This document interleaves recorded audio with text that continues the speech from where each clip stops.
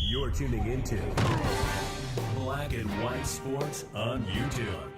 The no-holds-barred truth on sports. The main event starts now. All right, Black and White Sports supporters. Well, a lot of bombshells going on right now in football.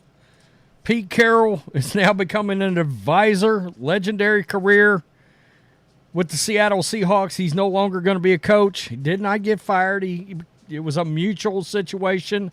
I don't know if it was planned. About 3 minutes ago, Nick Saban just retired. I consider him one of the I don't care if it was college. I think he's a top 5 coach in the history of football. You don't win 7 national titles at the college level and not be one of the greatest to ever coach a football game. I think he could have many times went back to the NFL, and he just chose not to, and I don't blame him. I mean, there are going to be NFL coaches that consider that Alabama job. No doubt.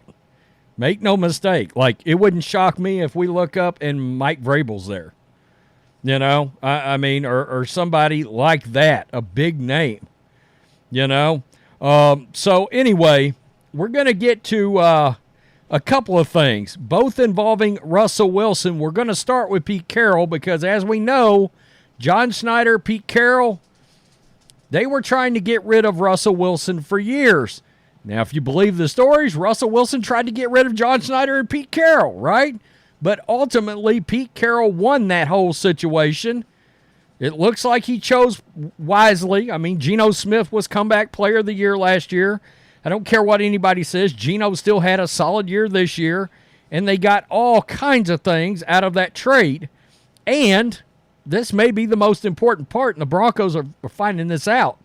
They didn't have to sign Russell Wilson to a gargantuan contract. But Russell Wilson has come out, and I'm going to give Russell credit here. He's made some classy comments about his previous head coach, his old head coach that he was with forever, the head coach that helped him get to 2 Super Bowls and win 1. He has now made some comments about Pete Carroll. A year ago, the Russell Wilson era in Seattle ended. Today, the Pete Carroll era followed suit. And Russ gets it. Quote, "One of the greatest ever. Keep shooting, coach."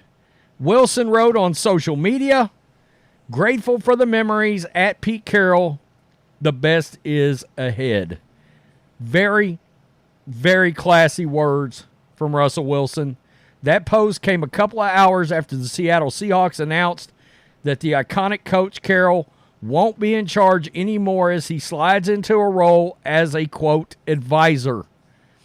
I mean, it was shocking. I mean, because, look, we all know Pete Carroll is 72. You look at him, it seems unimaginable that he's one of, if not the oldest head coach in the NFL because he looks so young and acts so young still. But he won't be on the sideline. It's pretty wild.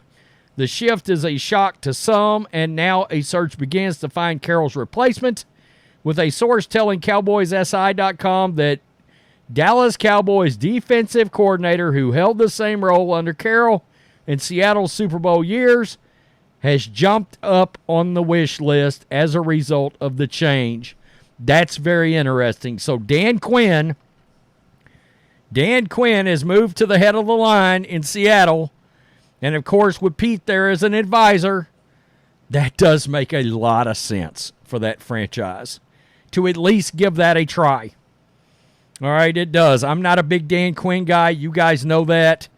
I think he's one of these guys that's a hell of a coordinator, but maybe not so much a head coach, kind of like Norv Turner was on the offensive side. But it makes sense if Carroll is going to be in and around the building, that Dan Quinn is the guy they call, and they try to see if he wants to get or take that job. Now, maybe even more surprising, because I don't think it's just flooring that Russ said something nice about Pete, although some people might think it is.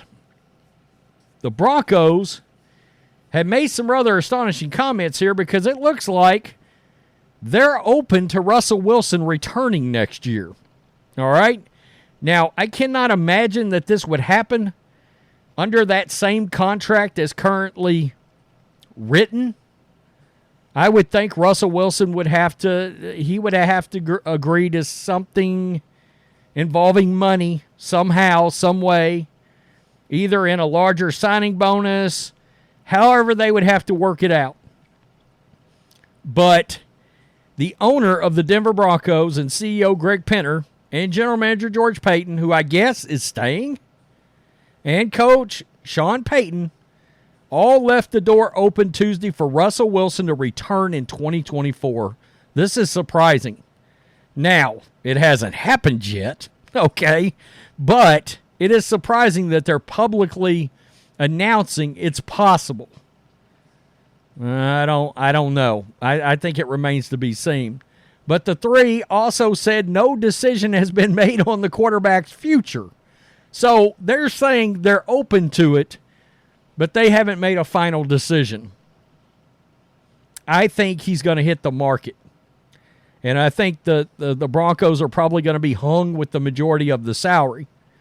Not only that, but if he comes back next year, let's say somehow, some way he does, he's going to have to compete with Jarrett Stidham and probably a drafted rookie. And Russell's going to have to win that job. The three spoke Tuesday, 2 days after the Broncos closed out an 8-9 season with a 24-14 loss to the Raiders. It was the 8th consecutive playoff miss for the team, 7th consecutive losing season. Payton benched Wilson for the final 2 games. Jarrett Stidham started both. Wilson has said was asked to make an adjustment in his contract earlier in the season and told he would be benched if he did not. Payton said that he met with Wilson for 30 minutes on Monday, and a scenario where Wilson would return was among the topics discussed, but also that any decision would be made in a timely manner. So they have, look, that's good. They're not going to draw this out. Quote, I told him, look, I don't think it's going to be a long, drawn-out process, but it hasn't been decided relative to what our plans are. As soon as we know something certainly, he would be the first to know. Later, Payton was asked whether the discussion did formally include a path where Wilson returns. Yeah, listen, otherwise it would likely have been, hey, goodbye, Payton said. We'll look at all scenarios and try to do what's best for the Broncos, but communication will be important, and yeah, that final decision hasn't been made yet. If I'm to guess, outside of some kind of a gargantuan contract renegotiation, there's no way in hell Russell's coming back. Many in the league expect the Broncos to release Wilson in the coming weeks, which carries a hefty salary cap implication for the team. It would also leave the starting quarterback job once again open, but Penner and Payton echoed the return scenario Tuesday and insisted any discussions with Wilson and his representatives have been handled in, quote, good faith. Wow.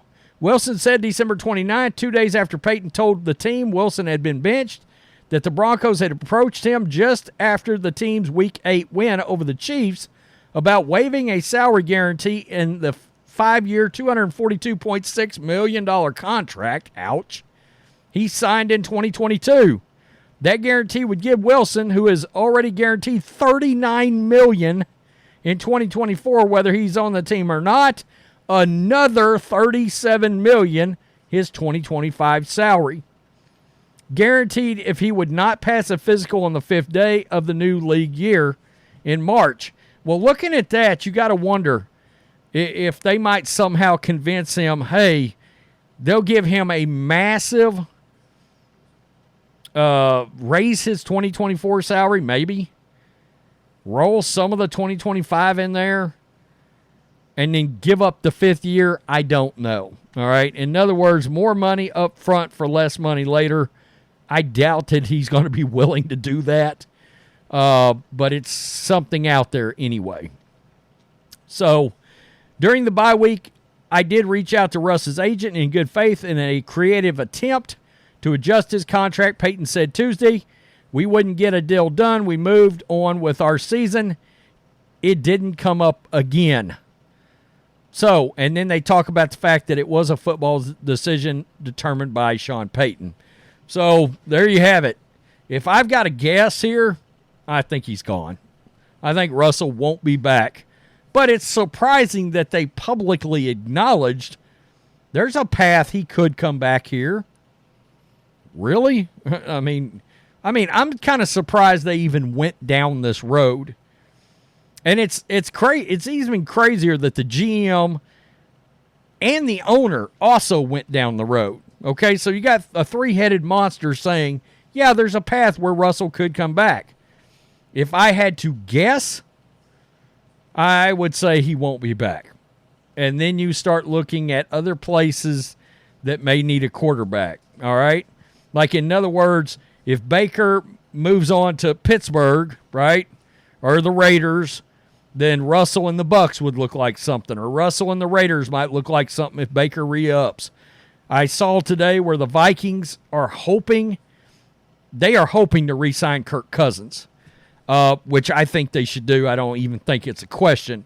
And if they decided to move on from Kirk Cousins, if I'm a team like the Steelers, man, forget about it. I'm calling Kirk Cousins and I'm signing him. And we're making a Super Bowl run with Mike Tomlin. That Super Bowl coach paired up with a veteran quarterback later in his career, go get it. See if you can do it. But I think the Vikings get that done. Russell Wilson, I don't know where the hell he lands. I don't. I know he may end up making the Broncos eat some of that salary, regardless of wherever he goes. You know, there's bad blood here, no doubt about it. But I do give Russell credit. That's kind of big of him to come out and make some good statements about Pete Carroll, because we know the old Seattle guard, that Legion of Boom, Marshawn Lynch, Pete Carroll, John Schneider. When Pete Carroll comes out and says, we won that game against the Broncos for all of the old Seattle players, that doesn't make Russell Wilson look good at all. I mean, that tells you right there, they had some real venom towards Russell Wilson in that locker room. They did. Tell me what you think. Peace. I'm out. Till next time. Thanks for watching the show. Be sure to like, comment, and subscribe. Be sure to tune in next time on Black and White Sports.